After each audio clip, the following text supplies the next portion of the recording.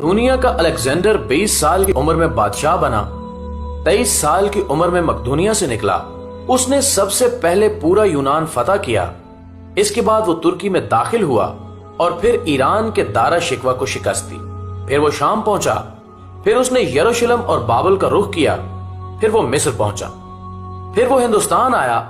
ہندوستان میں اس نے پورس سے جنگ لڑی، اپنے عزیز از جان گھوڑے کی یاد میں حالیہ شہر آباد کیا، مکران سے ہوتا ہوا واپسی کا سفر شروع کیا، راستے میں ٹائیفائیڈ میں مبتلا ہوا اور 323 قبل مسیح میں 33 سال کی عمر میں بخت نصر کے محل میں انتقال کر گیا۔ دنیا کو آج تک بتایا گیا کہ وہ انسانی تاریخ کا عظیم جرنیل، فاتح اور بادشاہ تھا، اور تاریخ نے اس کے کارناموں کی وجہ سے اسے الیگزینڈر دی گریٹ کا نام دے دیا، اور ہم نے اسے سکندر یعنی بادشاہوں کا بادشاہ بنا دیا۔ لیکن آج میں 21ویں صدی کے 19ویں سال میں پوری دنیا کے مورخین کے سامنے یہ سوال رکھنا چاہتا ہوں کہ کیا حضرت عمر فاروق رضی اللہ تعالی عنہ کے ہوتے ہوئے الیگزینڈر کو سکندر اعظم کہلانے کا حق حاصل ہے؟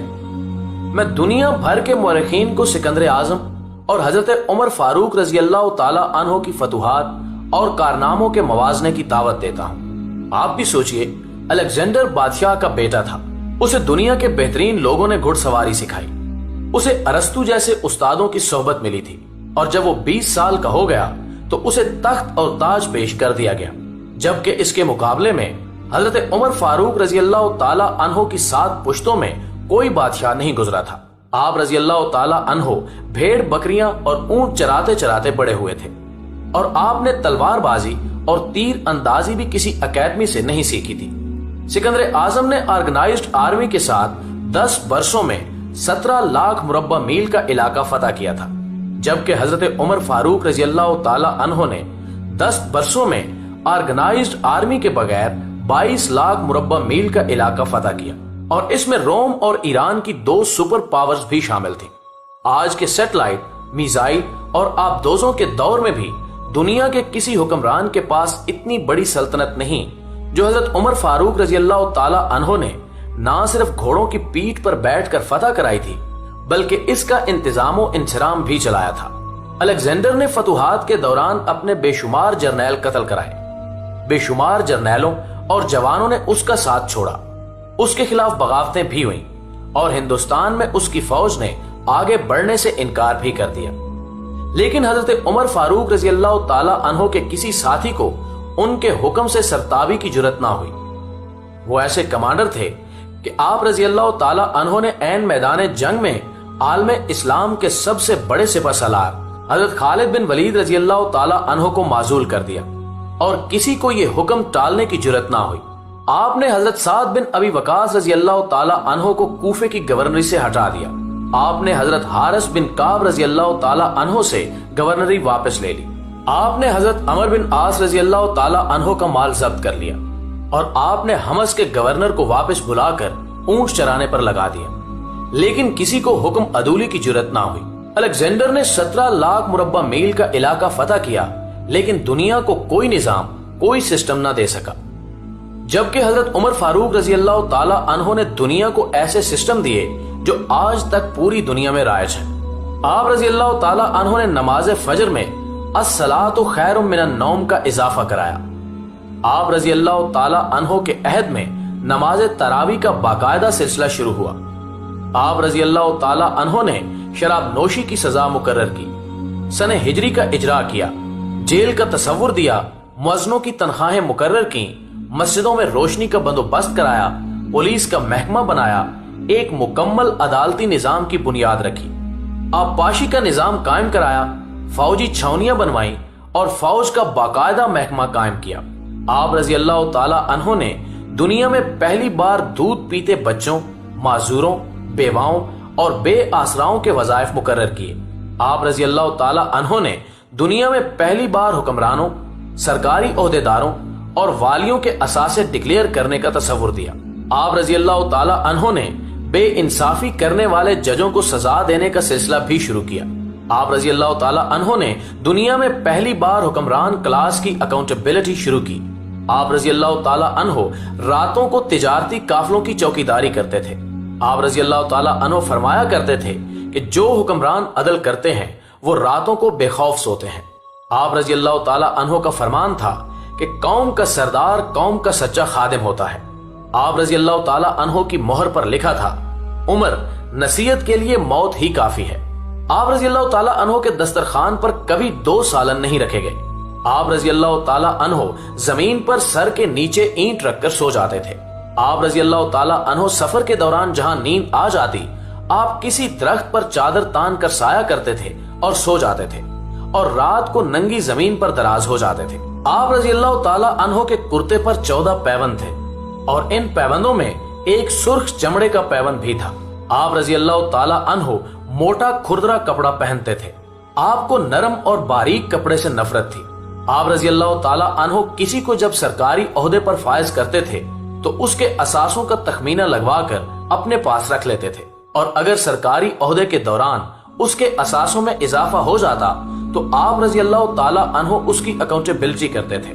آپ جب کسی کو گورنر بناتے تو اسے نصیحت فرماتے تھے کہ کبھی ترکی گھوڑے پر نہ بیٹھنا، باریک کپڑے نہ پہننا، چھنا ہوا آٹا نہ کھانا، دربان نہ رکھنا، اور کسی فریادی پر دروازہ بند نہ کرنا۔ آپ رضی اللہ تعالیٰ عنہ فرماتے تھے کہ ظالم کو معاف کر دینا مظلوموں پر ظلم ہے، اور آپ رضی اللہ تعالیٰ عنہ کا یہ فکرہ آج انسانی حقوق کے چارٹر کی حیثیت رکھتا ہے۔ مائیں بچوں کو آزاد پیدا کرتی ہیں، تم نے انہیں کب سے غلام بنا لیا۔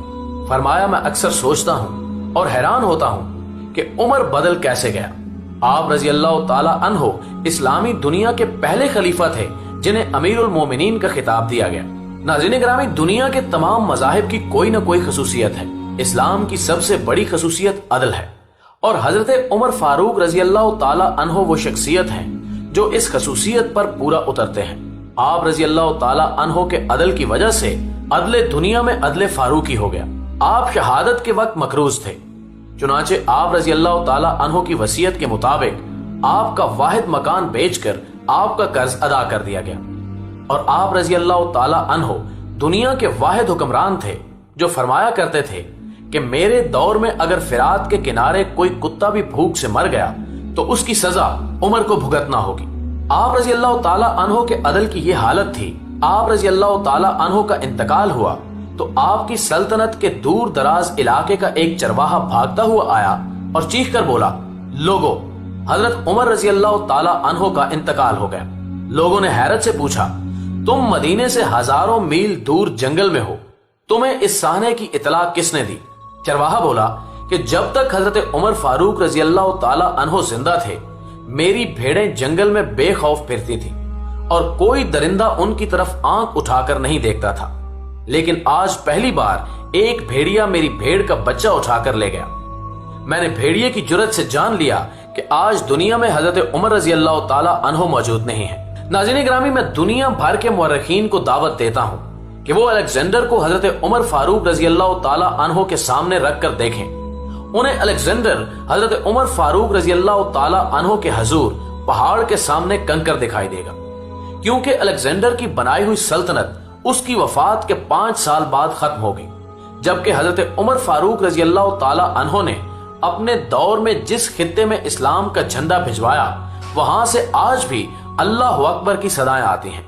وہاں آج بھی لوگ حضرت عمر فاروق رضی اللہ تعالیٰ عنہ کے اللہ کے سامنے سجدہ کرتے ہیں۔ دنیا میں الیگزینڈر کا نام صرف کتابوں میں سمٹ کر رہ گیا ہے، جبکہ حضرت عمر فاروق رضی اللہ تعالیٰ عنہ کے بنائے نظام دنیا کے 245 ممالک میں آج بھی کسی نہ کسی شکل میں موجود ہیں۔